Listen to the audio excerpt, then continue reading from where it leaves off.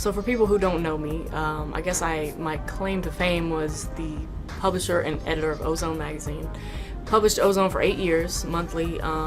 Ozone was basically the voice of the South at a time when I felt that, you know, the XXLs, the Sources, the Vibes were obviously New York based, and so they weren't as in touch with what was happening in the South. You had movements in Houston and Texas, you had movements in Miami, you had a lot of artists coming out of Atlanta, and I felt that a lot of those artists weren't getting the national look that they deserved, because I would go to shows and just see the whole crowd singing along with every word of every song for artists who weren't even signed. People ask me every day if I'm gonna bring Ozone back, and for me, I felt like my life turned into 24/7 people wanting things from me.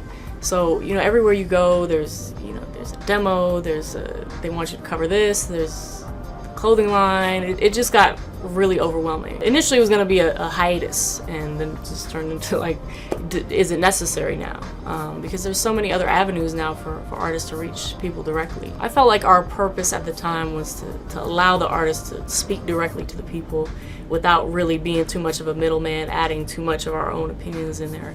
And now the artists can go on Twitter, they can go on Instagram, they have so many avenues to reach people directly. So I like to try to stay ahead of the curve and not just be stuck in the same place doing the same thing. Of all the artists we covered in Ozone, I would have to say, I don't want to just say I'm most proud of one of them, because it's always good to see people, you know, take off. But I would probably say Pitbull, because you've seen how he used to really be like a hip hop, you know, rapper, and now he's like this global, you know, superstar. And so it's great to see that transition. And I just always liked his energy, and he always was just available anytime he was needed. Like, he was